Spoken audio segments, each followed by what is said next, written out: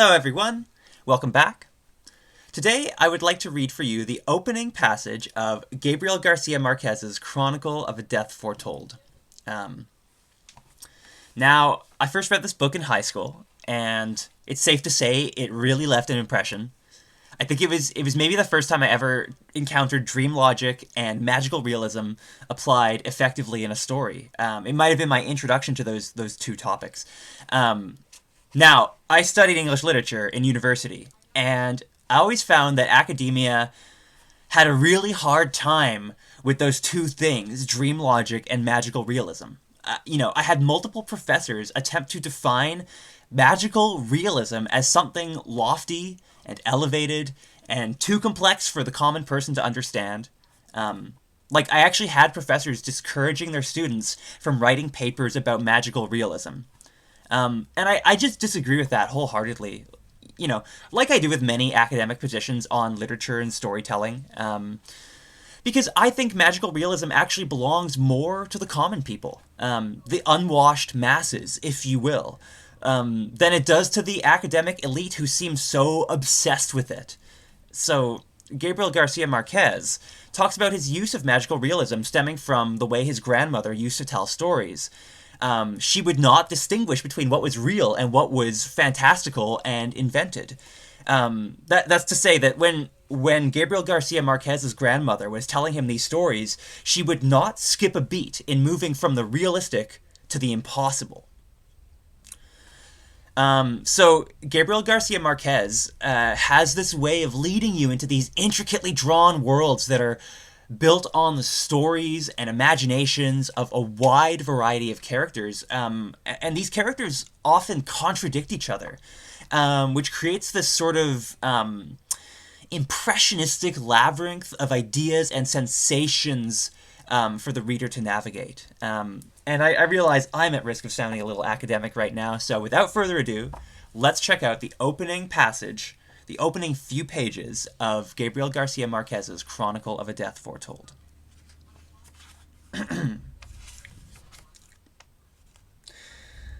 I'll just note that this is translated from the Spanish by Gregory Rabassa.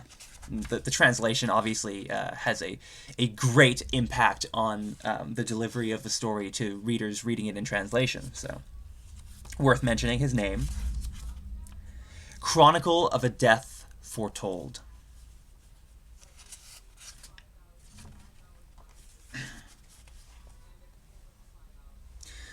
On the day they were going to kill him, Santiago Nassar got up at 5:30 in the morning to wait for the boat the bishop was coming on.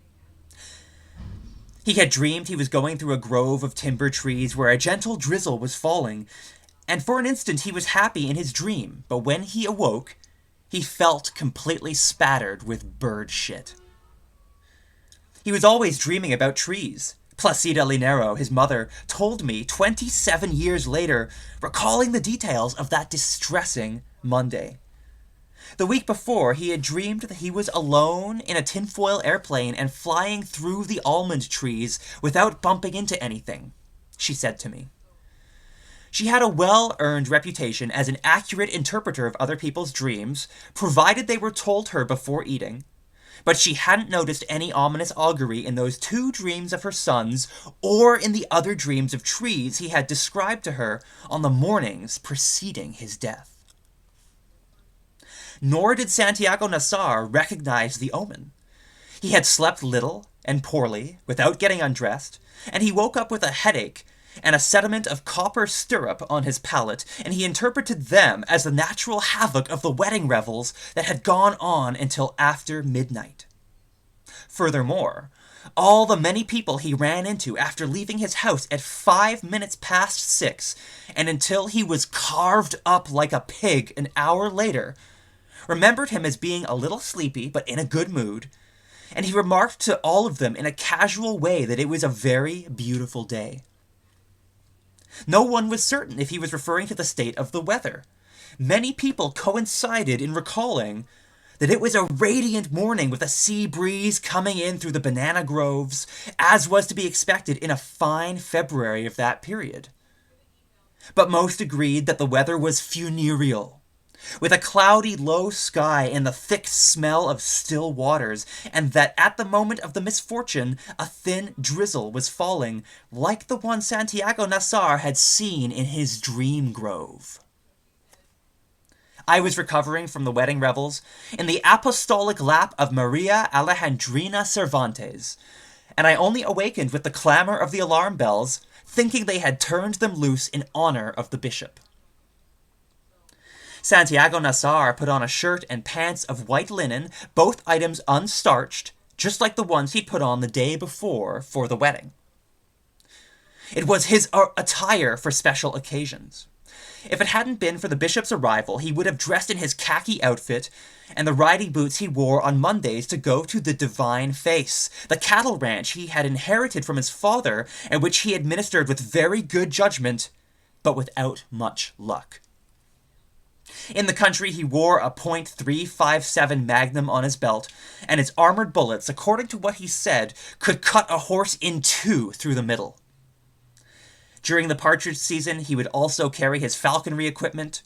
In the closet, he kept a Mannlicher Schonauer, a .3006 rifle, a .300 Holland and Holland Magnum rifle, a .22 Hornet, with a double-powered telescopic sight, and a Winchester repeater.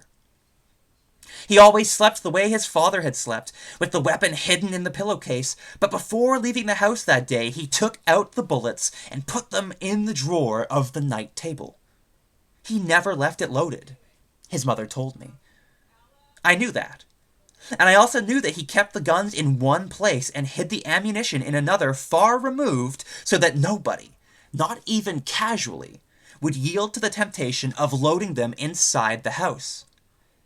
It was a wise custom, established by his father ever since one morning when a servant girl had shaken the case to get the pillow out, and the pistol went off as it hit the floor, and the bullet wrecked the cupboard in the room, went through the living room wall, passed through the dining room of the house next door with the thunder of war, and turned a life-size saint on the main altar of the church on the opposite side of the square to plaster dust.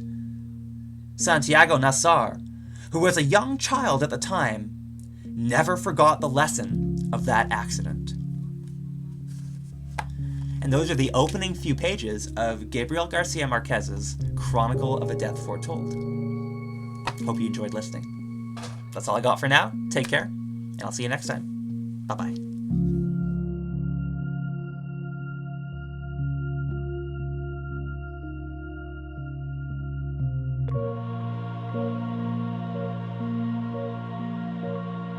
Thank you.